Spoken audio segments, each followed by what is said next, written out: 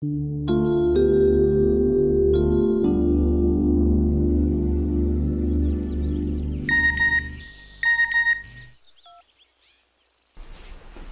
no.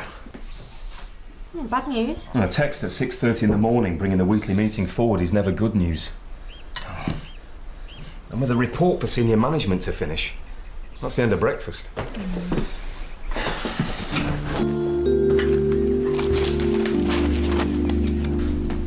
Drive safely. Come on, come on. So much to do today. Oh, and I've got the team safety day briefing this afternoon as well. It's pretty straightforward. The life-saving rules are clear. There's help on every procedure, every task. And the golden rules, comply, intervene, respect, couldn't be simpler. So why do we sometimes find it difficult to do the right thing? At last. I will get something done before the meeting after all.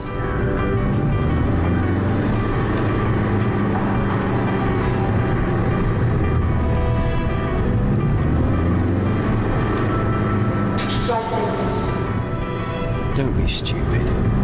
Slow down. Get there in one piece.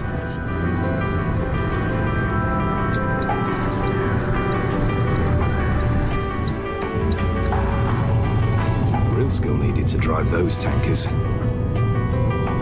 Those guys really have to do the right thing.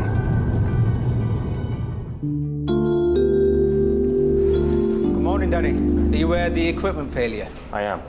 And you see the spares not working as well as we'd want. I think the solution is to hire in. The construction's already started in Area B. It's much more of an obstacle than we thought. We told the supervisor anyway. Good work. We need to fix this problem, or we'll miss all our targets. You all right with that, Alan? Yes, thank you. I'm not an idiot. I was only offering to help. Danny! Oh, handrail. It occurs to me, what with everything that's gone on, is there any chance we can delay a couple of days on the senior management report? No chance.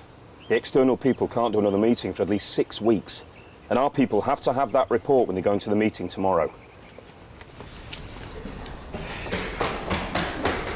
Oh, no. Surely Nick's going to clear that up. I'm going to need those financial details as soon as you get them through. Oh, we've got the senior management report, we've got the safety day brief, and we don't know what's coming out of this meeting now. Careful. I did look around, but I didn't see anybody. I'll see you over there in a minute, OK? Thanks, Nick.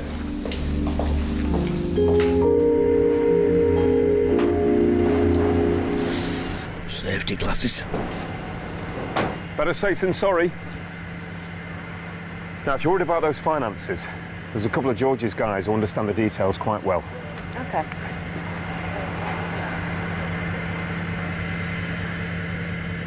So, George, are you OK with what your team's got to do? Yeah, consider it done, boss.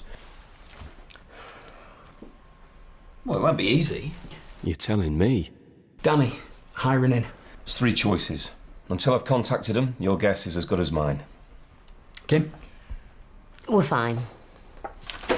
It doesn't look it. OK. OK, thanks. She's bothered about something. Are we overloading her? She's still getting settled in. Our first choice in hiring in can't help us. Look, I know it's difficult to challenge when you're new to a team, but are you worried about pulling together the financial information for the report? I mean, I could do with an extra pair of hands, but that's not it. Look, I didn't know if I should bring it up, but do you remember that project safety plan that Nick signed off on Monday? It's just he was on the phone at the time and he barely seemed to look at it. Oh, we would have read the plan at some point. I saw 2 operations without enough people on them and one with the wrong equipment, all carried out as signed off in the plan. Oh, I don't know, maybe it's not that urgent in view of... Nick's a solid guy. Sure. Well, I'm still going to need one extra person to help with those financials. Have a word with George. I can't believe Nick wouldn't have read a project safety plan. Right, guys, the sooner we get this done, the sooner we get to go home. John, you got the work permit? Thought you had it. No, I asked you to bring it. I don't remember that. Oh, well, it doesn't matter. Nothing's changed. Something has changed. The construction's already started in Area B. It's much more of an obstacle than we thought. Come on. Yeah, George, sorry to hold you back. Can I have a quick word? 2 minutes, guys? Rules are never optional. You can't use yesterday's permit. But we are under pressure. You were at the meeting. The permit will be the same. The construction started in B area. Now, according to RAM, it's a much larger obstacle than we expected. That's not going to be in yesterday's permit. You want me to stand those guys down for the best part of an hour? Yes, all right. I know. That intervention went better than the earlier one. Oh, if I keep rushing this report, I'll make more silly mistakes. Kim's financials. Good work. I saw 2 operations without enough people on them and one with the wrong equipment, all carried out as signed off in the plan. Surely Nick would have read a project safety plan. Was the information on the financials okay? First class, thanks. I take it one of George's people was there to help. No, apparently Alan spilled hot coffee on his hand earlier. Had to go over to the medical centre. Silly accident. I should have insisted. Despite his rudeness. Is he okay? Yeah, he's fine. Just left him a person short for a few hours, so I just did it myself. Nice work. And how are you getting on with hiring and equipment? Option 2 has just failed, so we're down to our last one. Anyway, let's go and see Nick. What's the likelihood of anything actually happening? Very small. But that's not the point. I mean, what are the consequences if something does happen? All it takes is for one thing to go wrong. And what are the consequences for the people on the front line? Their families? For you? The business? The community? I mean, it's unlikely, but...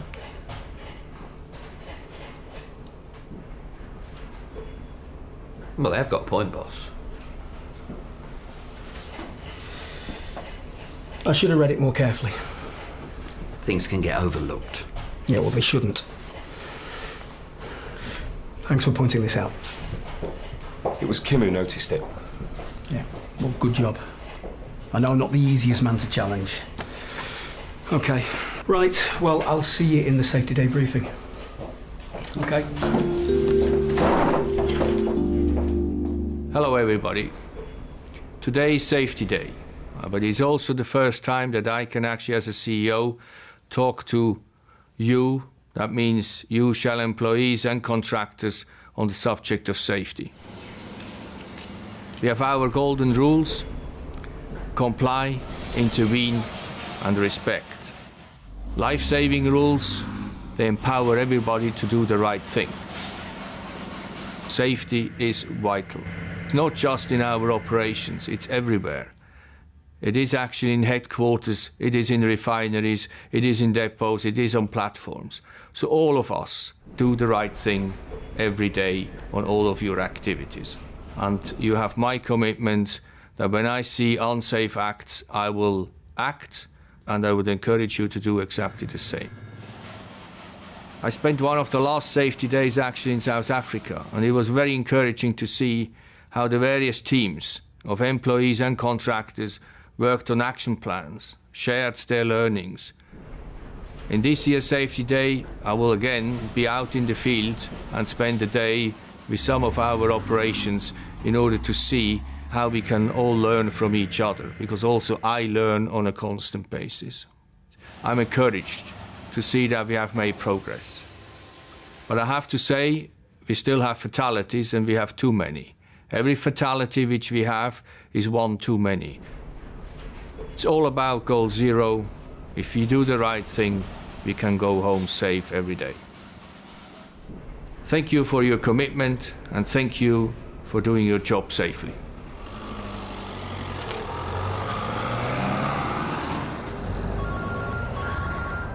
Oh, no, I forgot to turn it off.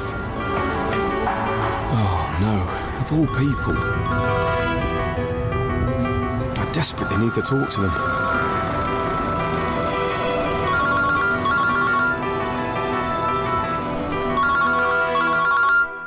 Hi, thanks for getting back to me. That's great news. When can you be on site? Hi, love. Did you get caught in that awful traffic? I did. Anyway, home safely. Did you have a good day? I got everything done. But did I always do the right thing?